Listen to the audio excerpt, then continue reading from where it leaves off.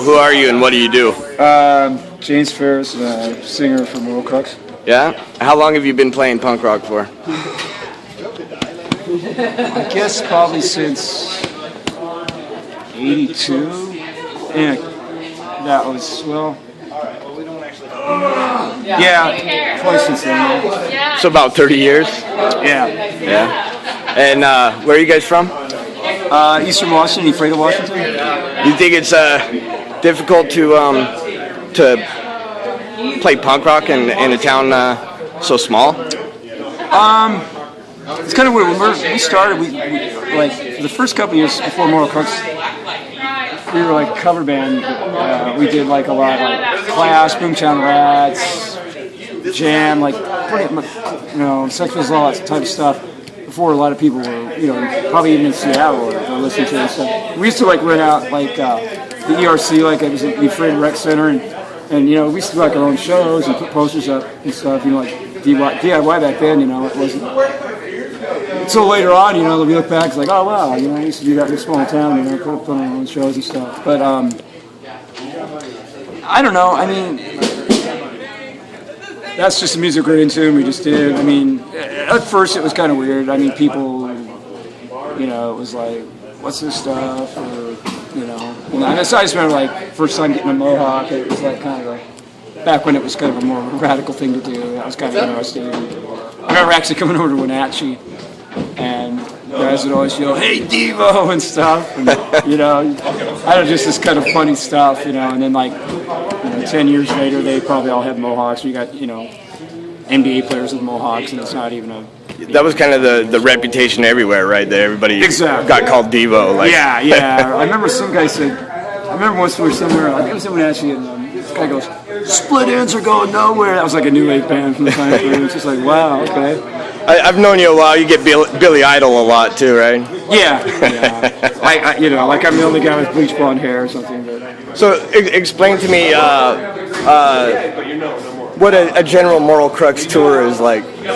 It depends. I mean, we'd have like booking agents. Like we used to do Canada quite a bit. We'd have some pretty, depending on how long we went out with, and if we went out with another band, or if we headlined, or if we went with a bigger band. Like we did Tour of the Vibrators, like '92, and that was cool. A lot of the Canadian tours are cool, and we had a guy in New York named Johnny Stiff who booked us some cool stuff. We did like 5 shows at Social Distortion, and it was just, playing Gilman Street on our first tours, doing a few, but it was just easier for bands to do it then.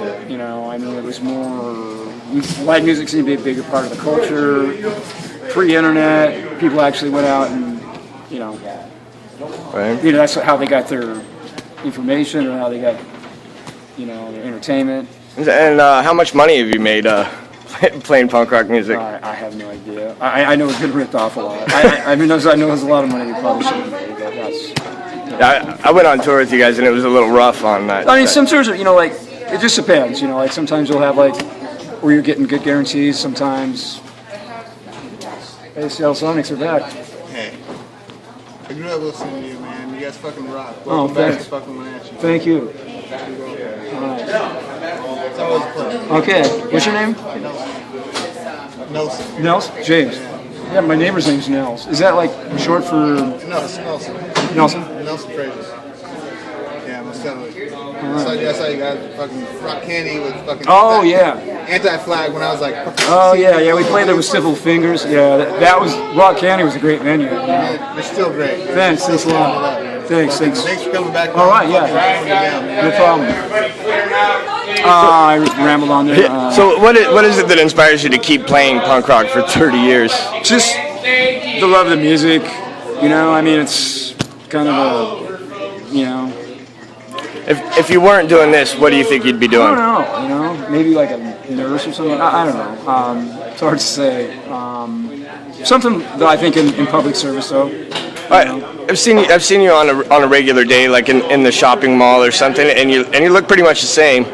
Do you think you'd dress that way if you were a nurse?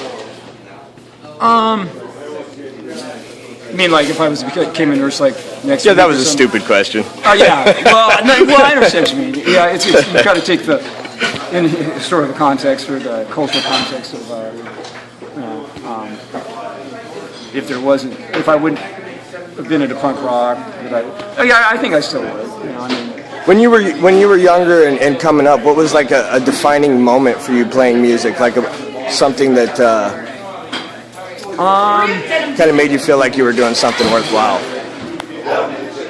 I guess just like anytime you have like a good crowd reaction, it's just being on stage with your band and just having that feeling of everything clicking and just.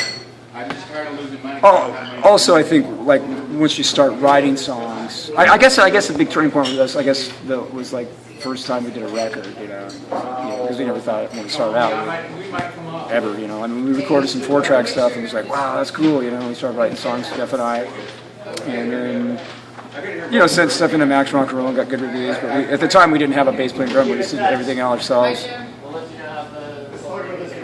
And so once we kept chugging along and put out the first record, and I guess maybe that was a big deal. And then being able to tour and play with bands that we grew up listening to, that was wow, and just getting over the fact that you can actually do this. Not that you're gonna make millions of dollars, but whatever. But there's always those weird things where the weirdest thing can turn a band anyway. Look at it's usually management a lot of times, or somebody get a sound on or a song on the soundtrack, and there's just all lots of little weird things, or the right person. I mean, there's a lot of luck involved, just like with anything, any job or anything. There's a lot plays a part in that, and just being serendipity, right place, right time. You guys weren't playing for a number of years, right? Well, not really. I mean, we just not play as much. We just kind of had trouble with, one of the members and stuff. So it's just we're waiting for him to get things together. And You think he might come back? I don't know. I mean, it's everything's going really good now. So I mean, it's kind of hard. I mean, if the situation arose where that was an option, we're all Yeah.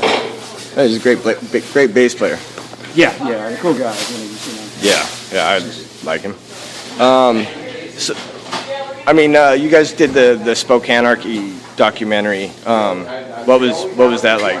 Well, it's weird. I don't even really know. That was kind of a weird thing because it was just about these 5 or 6 people that were in bands or short-lived bands and stuff. But we headlined the big festival thing we did, that music thing.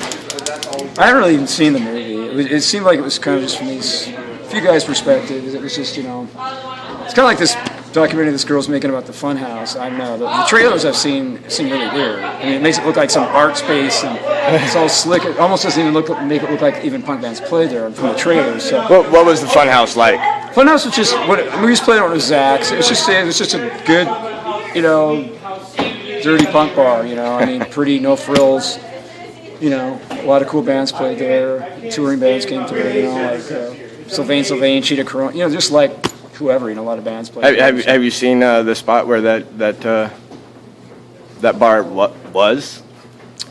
What do you mean? Oh yeah. Oh, now? No, I haven't seen. Yeah, they're like building condos. Yeah, they're over making a stuff, hotel or something stupid. Yeah. All right. Well, anything else you want to say? No, just we're working on a bunch of new songs and check out Moral Crux, I guess. All right. Thanks. All right. Thanks, Jeremy.